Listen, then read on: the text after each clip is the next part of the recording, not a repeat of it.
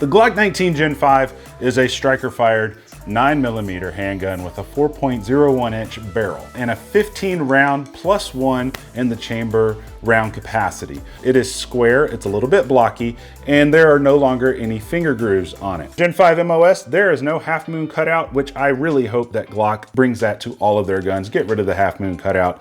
Do yourself a favor. It doesn't need it. And continuing with the MOS, you do get the addition of front serrations here. You also get the red dot plates where you can change out the optics. And then, like I mentioned earlier, there's no half moon cutout on it.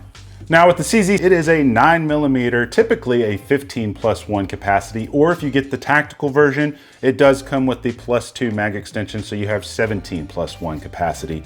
With the tactical version though, you also get the addition of a threaded barrel. But on the standard one, you get a 3.8 inch barrel, chambered in 9mm, but instead of being striker fired, it has a single action, double action hammer instead. Now, for anyone who might be new to double action and single action, you have basically two different flavors. You have double action, and then you have single action only.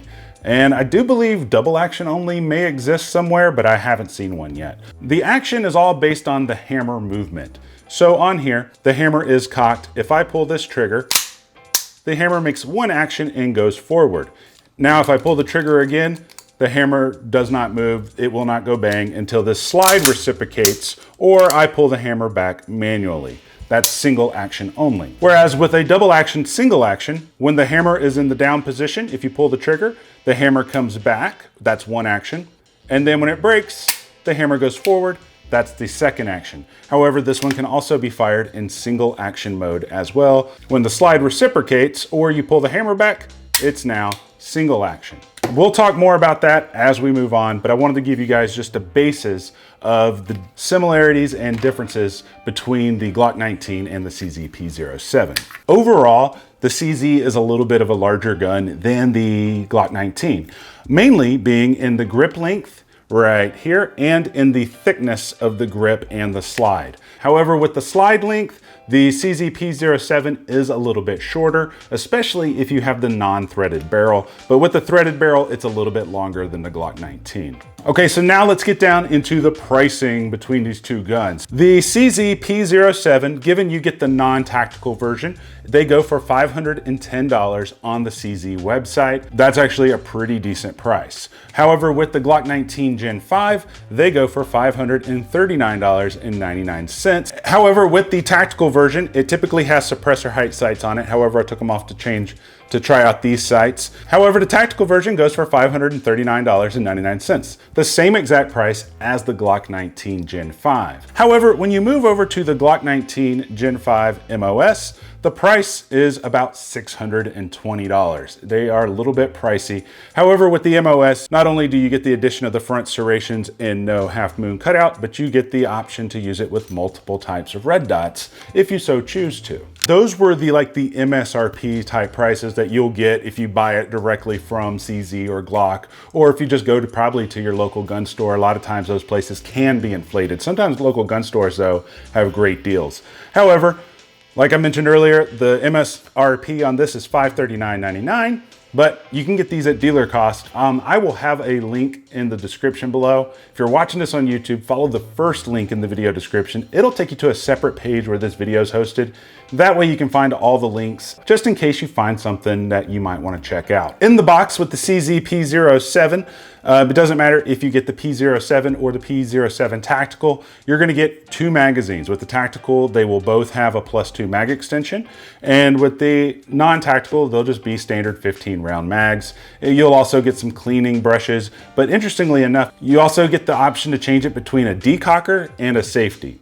And for those of you that don't understand the difference, a safety is similar to this on my 1911. It goes up and down. When it's up, it won't fire. When it's down, it will fire.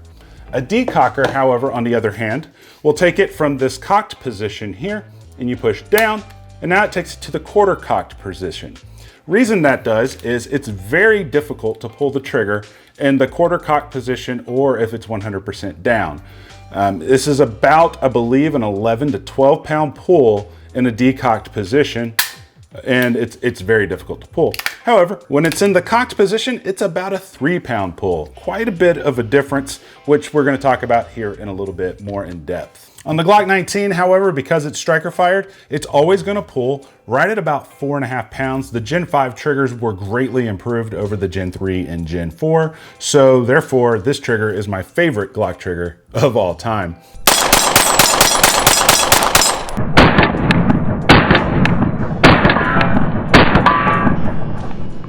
Now with the Glock in the box, you're gonna get a couple of different things.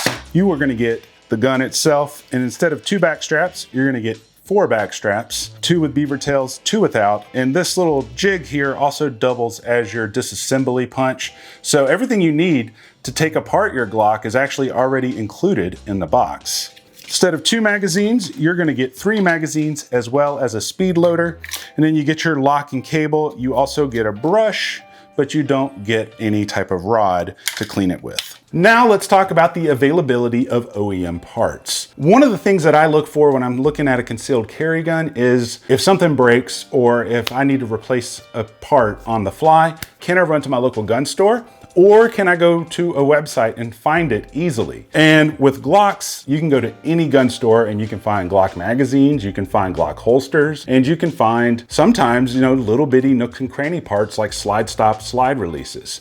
With the CZ P07, that's not really the case. Unless you live close to CZ Custom like I do, you're gonna have to go online to find most of your parts, and you're gonna have to order them usually directly from CZ. There are a few websites that have some of their parts, but they are very expensive. For example, the slide stop here, if you need to replace that, it costs $40. On a Glock, they cost $7.95. The trigger shoe on the CZ P07, it costs $35. On the Glock, they cost $13.89. Now let's talk about magazines. In the box, you get 2 magazines with the CZ. If you need a replacement, the flush mags are about $45 and the +2 extension mags are close to $60, just depending on where you get it. I do have promo codes and stuff in places where you can get these, so be sure you just check the links in the description. For OEM Glock magazines, they are gonna run you close to $22 to $23.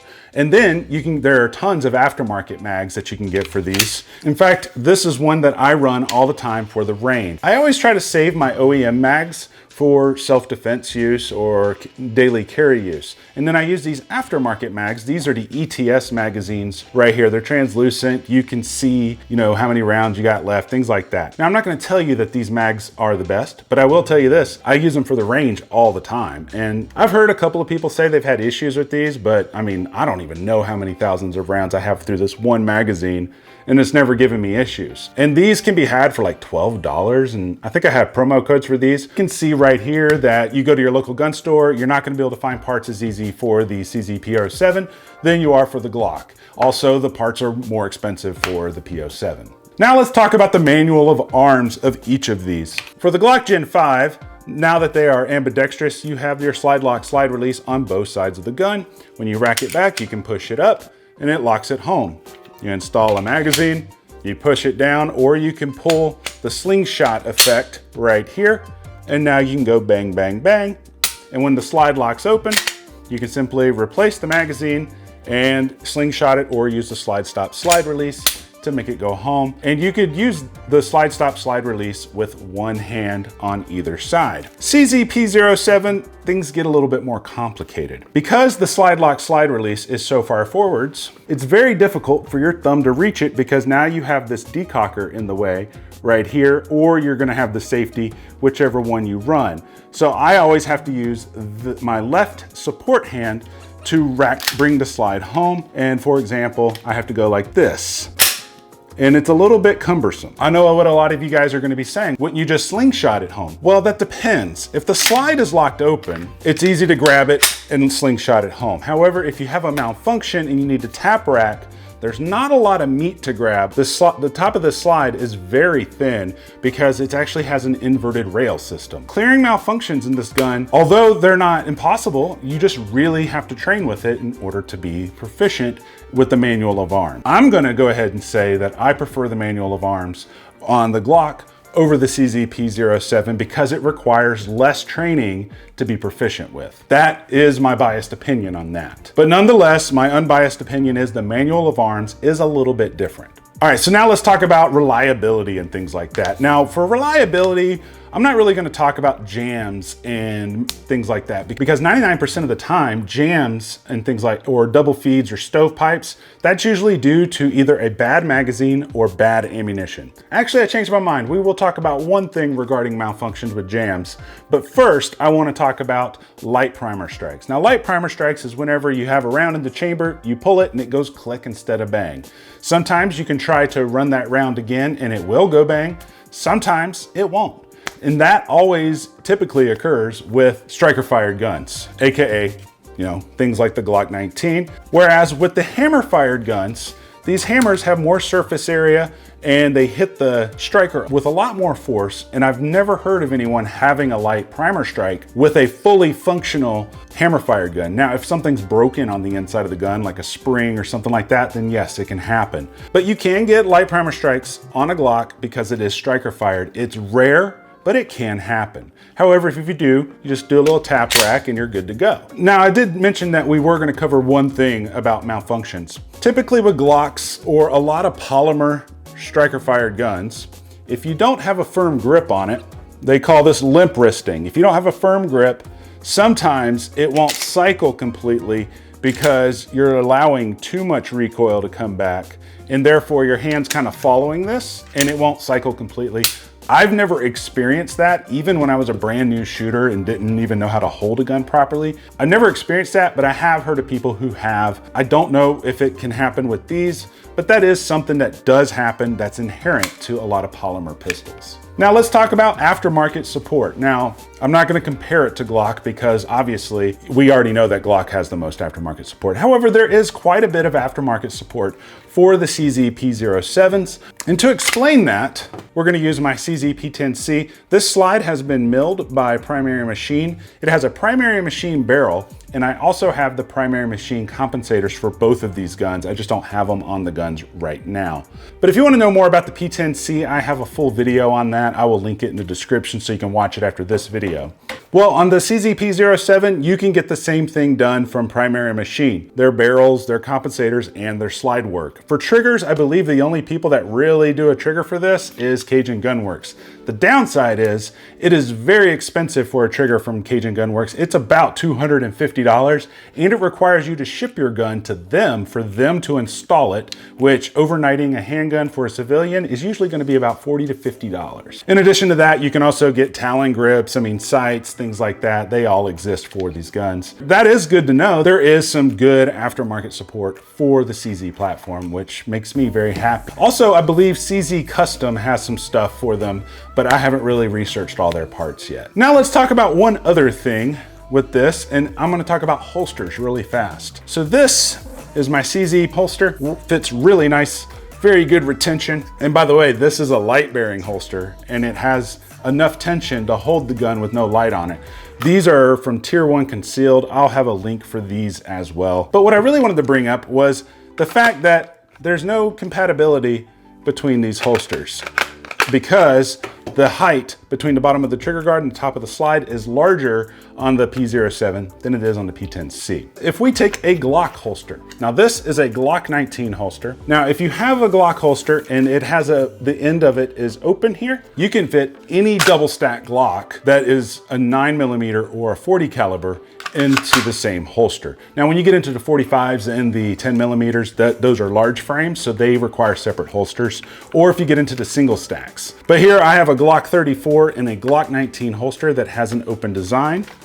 We can also put my Glock 19 in there, no problems. This was made for a Glock 19.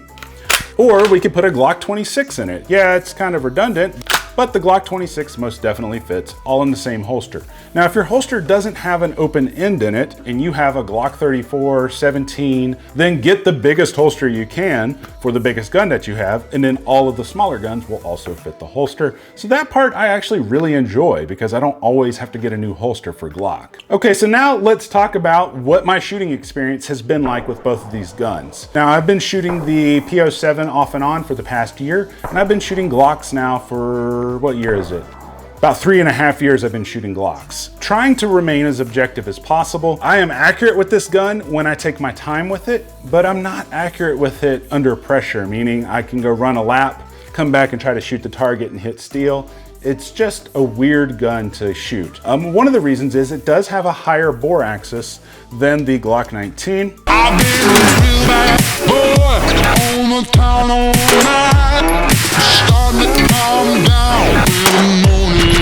Bore axis is where the webbing of your hand starts to the center of the bore of the barrel. And the higher that bore axis is, the more weight is on the top. It's more top heavy and therefore more mass is reciprocating, resulting in more recoil. Whereas with the Glock, I can get my hands way up in there and you can see right off the bat that the bore axis is much smaller. So recoil mitigation is a lot easier in the Glock than it is in the CZ P07. The texture of the Glock, at least on the Gen 5, is far superior to the texture on the P07. This one is definitely gonna need either a set of Talon grips or a stipple job. And I mean, I can grip it. It's not really a huge deal, but over time, if I rapid fire, I find myself milking the grip, trying to reposition it. Don't get me wrong, I understand that you shouldn't milk the grip if you had a better grip, but it just doesn't work as easily for my hands. Now, the hardest thing to get used to with the CZ P07 when shooting it is the double action, single action trigger. And what I mean by that is if you're gonna carry this gun, you're usually gonna carry this, if you're gonna have the decocker on it, you're gonna carry it in the decocked position. When you go to draw and fire, you're gonna have about an 11-pound trigger to deal with, given that you haven't had the trigger modified. Then all your subsequent shots are gonna be 3 pounds. So that's kind of weird to get used to for me. I like all of my trigger pulls to be consistent from the first shot to the last shot, which is where striker fired guns really shine. Every single time I pull this Glock trigger, I know for a fact I'm gonna get a 4.5 to 5 pound pull, and it is beautiful. Interestingly enough, although I love modifying Glocks, I can shoot the Gen 5 faster, just as fast and accurate as I can any of my modified Gen 4s and Gen 3 Glocks.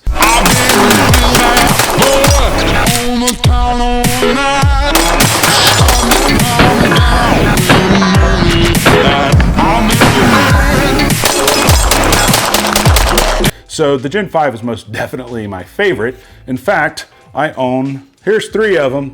The slide's laying around here somewhere, and then here's my 4th one right here. So I really enjoyed the Gen 5s. The only thing I don't like about the Gen 5 is this front cutout right here, but it can be fixed with these magwells. These are the ZevTech Pro magwells specifically for the Gen 5s. I will have a link for that down in the description below. Objectively speaking, which one of these guns is actually the best for daily carry or concealed carry for the most people? And what I mean by that is there might be a few of you out there who can shoot the P07 a lot better than you can the Glock 19. But my goal in this video is to find out which one would appeal to the most people and which one would be most comfortable for most people. And to that, we got to give it to the Glock 19, because the Glock 19 wins in more of the objective areas than the CZ P07. It wins in the availability of OEM parts. It wins in having more affordable replacement parts. The manual arms is a little bit less tedious than it is for this one, but I guess that one could be argued, I don't know, but I'm considering that one objective.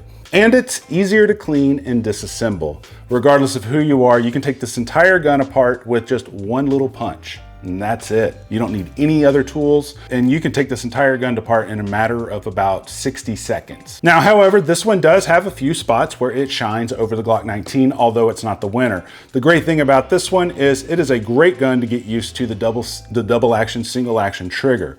The other great thing about this gun is it is initially a lot less expensive to purchase this gun than it is to purchase a Glock. And number 3, typically the double action, single action hammers don't ever give you light strikes unless there's something broken on the inside. So I guess in one sense, it could be a little bit more reliable. If you could only choose one of these to have, Which one would you choose and why would you want to choose it? Do you think that you would like the CZ P07 or do you think that you wouldn't like it? I would love to hear your guys' feedback and let me know down in the comments because I love discussing this kind of stuff with you. But if you want to see more of my builds and stuff that I've done on this channel, just check the little playlist like right up here or right over here. If you like this video, hit the like button. If you didn't like it, double click on the dislike button.